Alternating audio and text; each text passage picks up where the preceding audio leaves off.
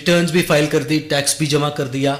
अब access tax अगर जमा हो गया तो रिफंड चाहिए नहीं चाहिए?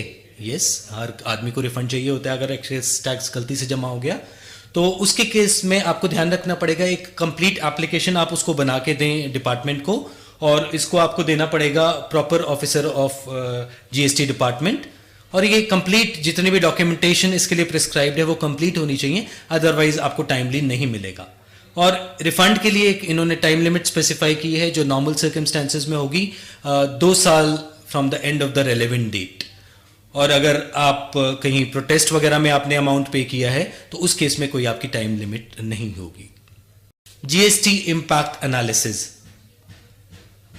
अब जीएसटी इतना बड़ा टैक्स रिफॉर्म है, इतना बड़ा चेंज है हमारी प्रेजेंट लॉ से, चाहे वो सर्विस टैक्स हो, चाहे एक्साइज हो, चाहे डिफरेंट वैट लॉज हो, तो बहुत बड़ा हमारे बिजनेस के ऊपर इम्पैक्ट पड़ने वाला है उसका। तो क्या आपने अपने बिजनेस के लिए उसके इम्पैक्ट को स्टडी कर लिया? कहाँ कहाँ किस किस डिपार्टमेंट में उसका इम्पैक्ट पड़ेगा? क्या आपने स्टडी कर लिया? नहीं कर लिया तो बिल्कुल इमीडिएटली शुरू कर दीजिए। आप खुद कोशिश करिए, अपने चार्टर्ड अकाउंटेंट्स हैं उनको इन्वॉल्व करिए, क्योंकि ये बहुत ज़रूरी है। कोई भी आपका डिपार्टमेंट है वो इस जीएसटी से इम्पैक्ट होने वाला है। तो कुछ बेसिक डिपार्टमेंट्स हैं जहाँ आपको इम्पैक्ट पड़ेगा, उनको देख लेते हैं। सबसे पहले आपका कॉस्टिंग में आपके डेफिनेटली बहुत बड़ा फर्क पड़ने वाला है, क्योंकि हो सकता है आपका टैक्स रेट ही चेंज हो जाए। अभी हो सकता है अभी आपका 5% टैक्स पे करते हैं जीएसटी रिजीम में, अगर वो टैक्स 18% हो जाता है तो कितना बड़ा टैक्स का इंपैक्ट आ जाएगा। क्या आपने इसके बारे में सोच लिया? क्या आपकी प्रॉफिटेबिलिटी पे क्या इंपैक्ट आएगा इसका, आपने क्या उसके बारे में सोच लिया है?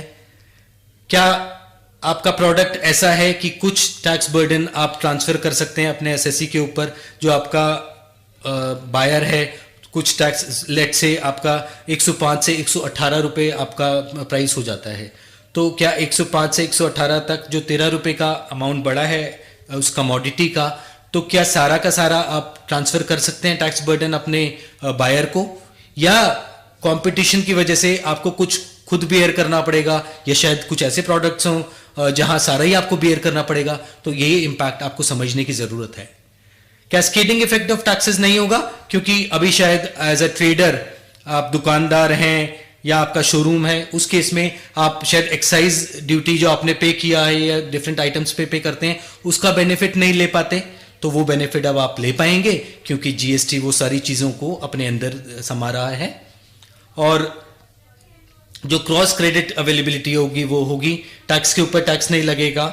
और जो कुछ केसेस में जैसे मैंने बताया टैक्स का रेट हायर हो सकता है, तो इन सब चीज़ों का इम्पैक्ट आपको समझना पड़ेगा, बहुत इंपॉर्टेंट है। सप्लाई चेन मैनेजमेंट, जो आप गुड्स सप्लाई करेंगे उसमें क्या इम्पैक्ट आने जा रहा है? अभी आपका हो सकता है कि 4-5 स्टेट्स में आपने रजिस्ट्रेशन किया हो, वहां से आप गुड्स सप्लाई करते हैं या सर्विसेज प्रोवाइड करते हैं। क्या जीएसटी आने से जो गवर्नमेंट कह रही है कि एक नेशन और एक ही टैक्स होगा, कुछ हद तक सही भी बात है, तो जो एंट्री बैरियर्स हट जाएंगे, तो क्या पॉसिबल होगा कि हम दिल्ली से ही बाकी स्टेट्स में भी सप्लाई कर पाएं? तो उस केस में क्या मुझे अलग अलग स्टेट में रजिस्ट्रेशन लेने की ज़रूरत है, या उसको मैं सरेंडर कर दूं? क्या जो मैंने अलग अलग गोडाउन्स बना रखे हैं अलग अलग स्टेट्स में, अलग अलग सिटीज़ में, क्या मैं उनको कंसोलिडेटेड कर सकता हूं? उसका भी एक कॉस्ट का इम्पैक्ट आएगा। हो सकता है कि अभी आपने साउथ दिल्ली में या सेंट्रल दिल्ली में गोडाउन बना रखा हो, लेकिन क्योंकि जीएसटी आ सकता है, जल्दी आने वाला है, तो आपके लिए पॉसिबल होगा कि आप थोड़े दूर दराज जो एरियाज हैं, सबर्ब्स हैं, अब जो गांव के थोड़े से इलाके हैं दिल्ली के आसपास के या हरियाणा में जाएंगे तो फिर वहाँ का रजिस्ट्रेशन लेना पड़ेगा। लेकिन सिर्फ दिल्ली में अगर आप अपना गोडाउन बनाना चाहते हैं तो थोड़े पेरिफेरीज में चले जाते हैं, जो विलेजेस हैं, जो दिल्ली का पार्ट हैं, वहाँ अगर आप करते हैं वहाँ बड़ा गोडाउन ले सकते हैं और वहाँ आपका रेंट भी कम होगा, तो अगेन कॉस्ट का इम्पैक्ट पड़ेगा। या ट्रांसपोर्टेशन जो सर्विसेज हैं, जो लॉजिस्टिक्स हैं, आपके जो ट्रक्स आप यूज़ करते हैं सप्लाई के लिए, उनकी कॉस्ट भी उम्मीद की जा रही है कि कम हो जाएगी, क्योंकि मूवमेंट फास्टर होगी, पेट्रोल या डीजल कम यूज़ होगा, क्योंकि एंट्री बैरियर्स, कहीं भी आप जब बॉर्डर पे एंट्री करते हैं आते हैं तो वहाँ आप देखते हैं लंबी लंबी कतारें लगी होती हैं ट्रांसपोर्ट व्हीकल्स की, तो वो सब चीज़ें काफ़ी कुछ हद तक कम हो जाएंगी। तो उस चीज़ का भी इम्पैक्ट पड़ेगा, तो वो भी हमें इम्पैक्ट देखने की ज़रूरत है। कंप्लायंस कॉस्ट कहीं ना कहीं बढ़ जाएंगी अगर आपको, अभी आप मल्टीपल स्टेट में रजिस्ट्रेशन नहीं है, अभी आपका एक में ही है, लेकिन आगे आप मल्टीपल स्टेट्स में जाएंगे तो आपको मल्टीपल रजिस्ट्रेशंस लेने पड़ेंगे, तो कंप्लायंस कॉस्ट आपकी बढ़ेगी। इसी तरह से जो आपका आईटी इंफ्रास्ट्रक्चर है उस पर इम्पैक्ट पड़ेगा, चाहे वो छोटी कंपनी हो, मीडियम हो या बड़ी कंपनी हो, क्योंकि यहाँ जो आपको इनवॉइस अपलोड करनी पड़ेगी आपकी रिटर्न्स में, वो लाइन आइटम वाइज डेटा देना पड़ेगा। लाइन आइटम वाइज का मतलब है कि अगर आपकी इनवॉइस में 100 आइटम्स हैं तो 100 आइटम्स की डिटेल आपको रिटर्न में देनी पड़ेगी। 100 आइटम्स एक रिटर्न में, अगर आपकी 1000 रिटर्न्स हैं तो आपकी लाख आइटम्स की रिटर्न बन जाएगी, एक एक आइटम की आपको डिटेल रिटर्न में देनी पड़ेगी। तो उस चीज़ का क्या आपके कंप्यूटर के सिस्टम हैं, जो अपने के प्रोग्राम्स हैं, चाहे आप टैली यूज़ कर रहे हैं, चाहे आप बिजी यूज़ कर रहे हैं, चाहे आप कोई ईआरपी पैकेज यूज़ कर रहे हैं, तो क्या वो सॉफ्टवेयर प्रोवाइडर्स आपको उस चीज़ के लिए उन्होंने अपडेट कर दिया है, उसका पैच आ गया है, वो आपको देखने की ज़रूरत है।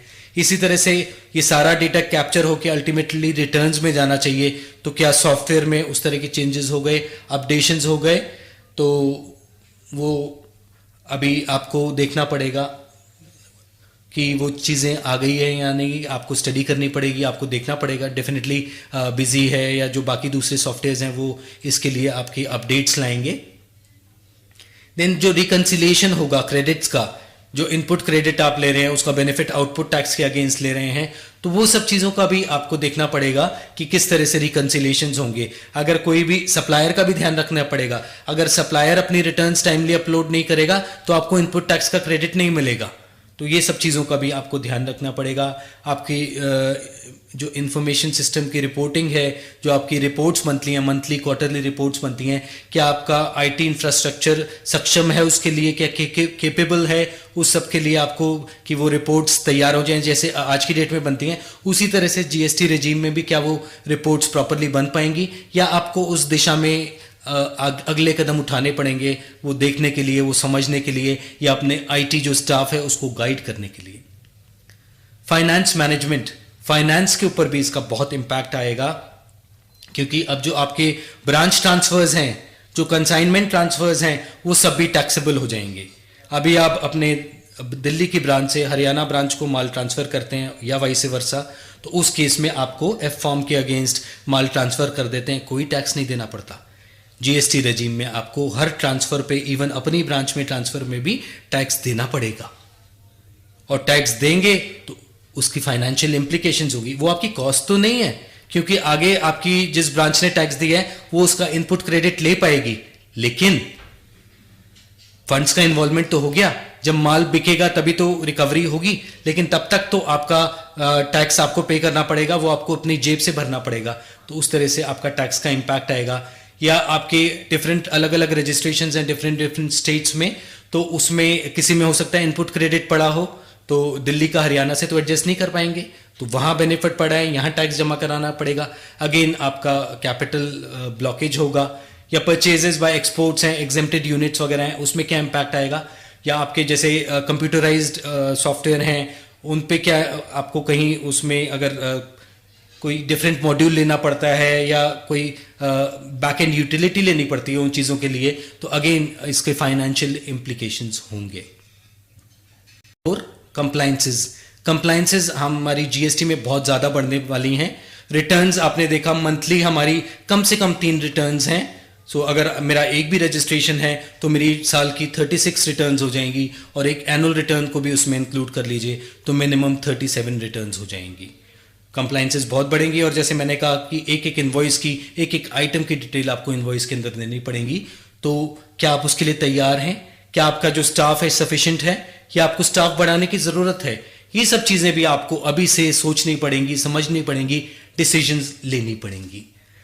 और जितने भी आपकी असेसमेंट्स होंगे वो अलग अलग होंगे, जो आपको डील करना पड़ेगा।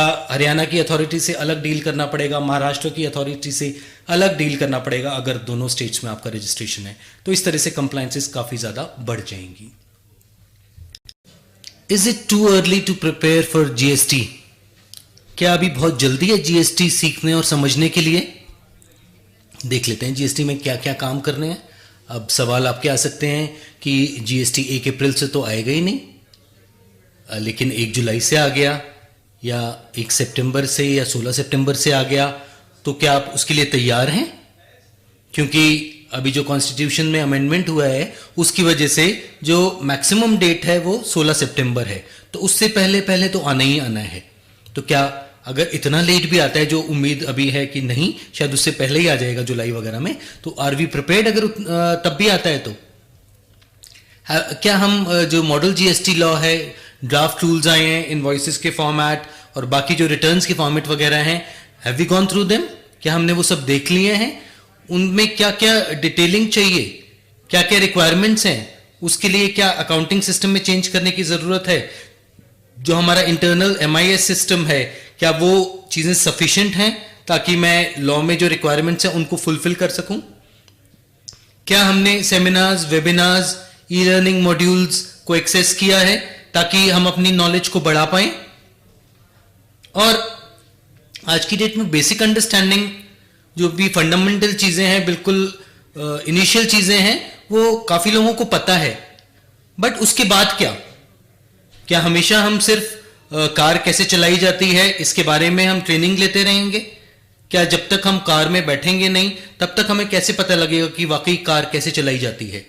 तो शायद अब वो टाइम आ गया है कि अब हम कार में बैठ के और निकलें, थोड़ा सा ड्राइव करें, रोड पे रोड सेंस हमें पता हो कि कहाँ स्लो डाउन करना है, कहाँ स्पीड अलाउड है, कहाँ हमें टर्न करना है, कहाँ हमें इंडिकेटर देना है। सो ऑल दोज थिंग्स अब हमें पता होनी चाहिए। और जैसे ट्रांजिशनल प्रोविजंस की हमने बात करी थी, क्या ट्रांजिशनल प्रोविजंस में जो जो चीज़ें हैं, चाहे वो स्टॉक का इनपुट टैक्स क्रेडिट लेना है, चाहे वो आगे वाले रिजीम में आके हमारी गुड्स रिटर्न होती हैं, उनका क्या जीएसटी का इम्पैक्ट आएगा, या गुड्स अगर हमने बेच रखी हैं जॉब वर्कर को, वहाँ से वापस आती हैं, तो क्या कोई स्पेशल कंडीशंस हैं जिसकी वजह से हमें बेनिफिट मिलेगा जीएसटी का? लाइक कि शायद आपको ये भी पता होना चाहिए कि उसी प्रेमिसेस में वापस आनी चाहिए जहां से गुड्स भेजी गई थी। अगर आप वहां ना मंगा के अपने दूसरे यूनिट में मंगा लेंगे तो आपको बेनिफिट ही नहीं मिलेगा। तो इस तरह की बहुत सारी चीजें हैं ट्रांजिशनल प्रोविजंस में, और इवन अदरवाइज जीएसटी में। इट इज अ ओशन, ये एक सागर है जिसके अंदर आपको जाना है और बहुत नई नई चीजें मिलेंगी, बहुत नई नई बातें पता लगेंगी, बट उसके लिए डेफिनेटली आपको एफर्ट करने की जरूरत है। चेंज मैनेजमेंट, ये सारी जो चीजें चेंज होंगी, चाहे वो अकाउंटिंग सिस्टम में चेंजेस आएंगे, चाहे वो सॉफ्टवेयर में चेंजेस आएंगे, चाहे वो रिटर्न के फॉर्मेट्स में चेंज आएंगे, चाहे वो हमें डिसाइड करना है कि हमें एक रजिस्ट्रेशन रखना है, मल्टीपल रखने हैं, गोडाउन्स मल्टीपल रखने की ज़रूरत है, या कुछ कम करके भी काम चल जाएगा। सो ये सब चीज़ों को कैसे हम मैनेज करेंगे, इतने जो बड़े चेंजेस आगे होने जा रहे हैं, तो वो सब भी हमें सोचना पड़ेगा। और इम्पैक्ट हमारे बिजनेस पे क्या होगा जीएसटी का, छोटे से छोटे बिजनेस पे जीएसटी का इम्पैक्ट आएगा, उसको समझना बहुत ज़रूरी है आज की डेट में। कुछ बेसिक आप खुद समझ सकते हैं, बाकी डिटेल्ड के लिए आपको चार्टर्ड अकाउंटेंट्स को एंगेज करना पड़ेगा, जो बहुत डिटेल में इसका एनालिसिस करेंगे कि आपके बिजनेस पे इसका क्या इम्पैक्ट आएगा, चाहे वो कॉस्टिंग के एंगल से है, चाहे वो सप्लाई चेन मैनेजमेंट है, चाहे वो लॉजिस्टिक्स है, ट्रांसपोर्टेशन की बात करें, तो ये सारी चीज़ें बहुत अकाउंटिंग सिस्टम में, सॉफ्टवेयर सिस्टम में बहुत सारी चीज़ें हैं जो अब हमें समझने की ज़रूरत है। और बिना समझे ऑब्वियसली जब आ जाएगा GST, then we'll be nowhere, तो बहुत मुश्किल हो जाएगा। एकदम से कंसल्टेंट्स भी आपके बिजी होंगे, आपको भी इतना समझ नहीं आएगा, इमीडिएटली 1 महीना खत्म होते ही 10 तारीख तक रिटर्न्स भी जानी होंगी, तो इसके लिए तैयारी तो पहले से करनी पड़ेगी। दैट इज वाई एब्सोल्युटली ये तो आप कह ही नहीं सकते कि इट इज टू अर्ली, बल्कि मैं तो कहूंगा कि ये लेट है, लेकिन आज भी अगर हम शुरुआत कर दें तो प्रोबेबली हम शायद आगे बढ़ सकते हैं और जीएसटी में कामयाबी पा सकते हैं।